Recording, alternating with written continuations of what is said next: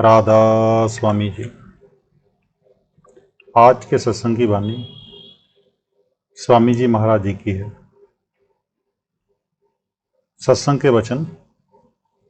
राधा स्वामी कही बनाए, सेवक को गुरु दिया जगाए। अब हजूर स्वामी जी महाराज कहते हैं कि मैंने गुरु और शिष्य के प्यार का इशारा दे दिया। जो खोजी हैं वे खोज लेंगे। एक बीबी महाराज जी से पूछती है, महाराज जी मुझे मोह बड़ा सताता है। तो महाराज जी जवाब देते हैं, जहाँ यानी कि जिस जीव से मोह करोगी वही यानी कि उसके घर आना पड़ेगा। यानी कि जिस जीव से मोह करोगे उसके घर में आना पड़ेगा। जिक्र है कि कबीर साहब एक गांव में गए। वहाँ एक बूढ़े को कहा कि नाम जपा कर। कहता है कि जी मेरे छोटे छोटे बच्चे हैं, इनकी शादियां हो जाएं। कबीर साहब चले गए। जे मुद्दत के बाद फिर आए और कहा कि अब तो नाम जप। वह कहने लगा कि इन बच्चों के भी छोटे छोटे बच्चे हैं, इनकी शादियां हो जाएं फिर जपूंगा। कबीर साहब चले गए। जब फिर आए तो वह बूढ़ा मर चुका था। तब उन्होंने उसके घर वालों से पूछा कि जहाँ एक बाबा रहता था। उसने कहा कि जी उसे मरे काफ़ी समय हो गया। कबीर साहब जानते थे कि उसका बेटों पोतों और अन्य चीज़ों से अत्यंत मोह था और ऐसा आदमी मरकर कहीं जाता नहीं बल्कि वहीं जन्म लेता है। उसका एक गाय के साथ बहुत प्यार था। जब कबीर साहब ने अंतर्ध्यान होकर देखा तो पता लगा कि ये मरकर उसी गाय का बछड़ा बना। जब वह 3 साल का हुआ तो अच्छा बैल बन गया। घर वालों ने उसे हल में जोत दिया और जब उनके काम का ना रहा तो उन्होंने उसे गाड़ीवान को दे दिया। उसने भी उसे खूब जोता। जब उसके भी काम का ना रहा तो उसने तेली को दे दिया। तेली ने भी उसे बहुत चलाया और जब उसके भी काम का ना रहा तो उसने कसाई को दे दिया। कसाई ने क्या किया, उसे काट कर उसका मांस बेच दिया। बाकी जो चमड़ा था नगाड़े वाले ले गए। उन्होंने चमड़ा नगाड़े का मड़कर खूब पीटा जब तक कि वह फट नहीं गया।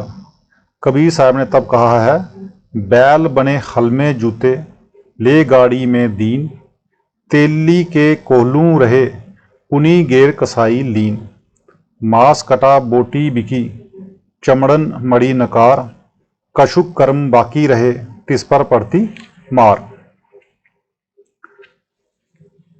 जब आप 6 चक्रों से ऊपर चढ़ो, आपके अंदर अमृत बरसता है, उसे पियो। फिर अंदर नाम हो रहा है, उसे बांगे आसमानी कहो या इसमें आजम। वेद उसे नाद कहते हैं, ऋषि मुनि आकाशवाणी और गुरु नानक साहब शब्द और गुरबानी कहते हैं। वह शक्ति है, सारे खंडों ब्रह्मांडों के जानों की जान है। जब आत्मा उसके साथ जुड़ गई तो शांति आ गई, प्रेम और प्यार आ गया। यह दौलत सतगुरु के मिलने से हासिल हुई। जब मौत आती है तो जमदूत प्राण निकाले या सतगुरु निकाले, मगर जब किसी प्रेमी सत्संग की मौत होती है तो सतगुरु आता है, जमदूत नहीं आते। और ना उसे धर्मराज के दरबार में जाकर हिसाब देना पड़ता है। पापों को उतारने की 2 ही तरकीबें हैं, जहाँ कमाई करनी या सतगुरु की दया।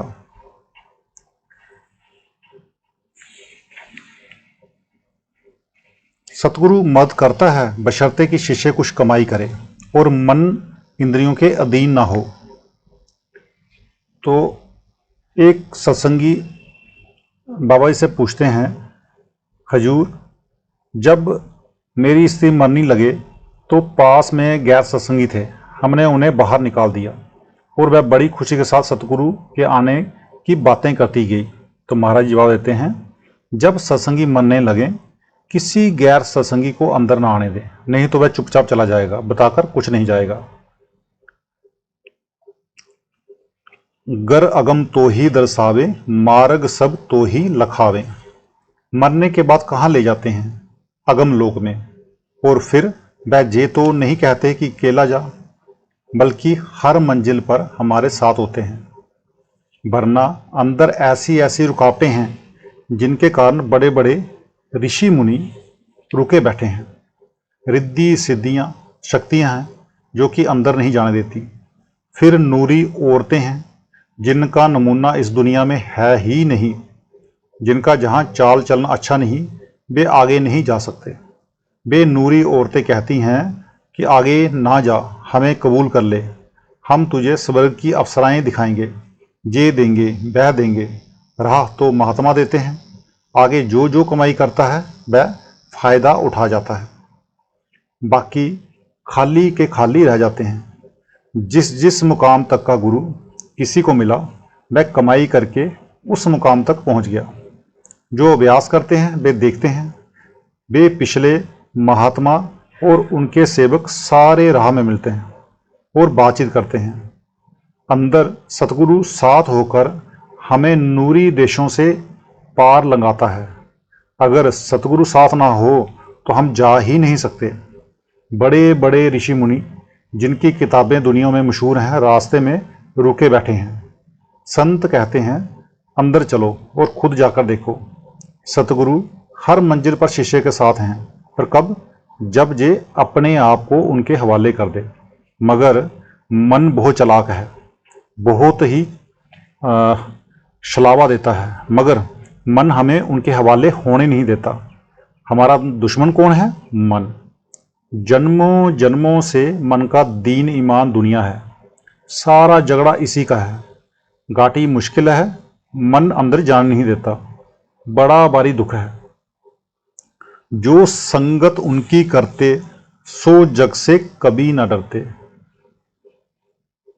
जब ये पर्दा खोलकर सतगुरु को प्रत्यक्ष करके रूहानी मंजिलों पर जाता है तो उसे प्रतीत होता है कि अंदर जो कुछ है वह सच है और बाहर सब कुछ फना है।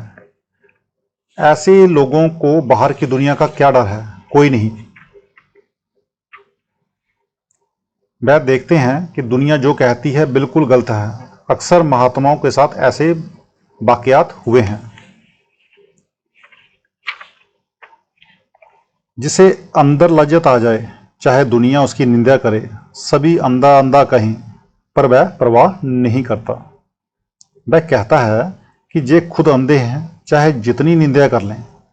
ऋषियों में एक महात्मा स्त्री गार्गी हुई है। वह नग्न रहती थी।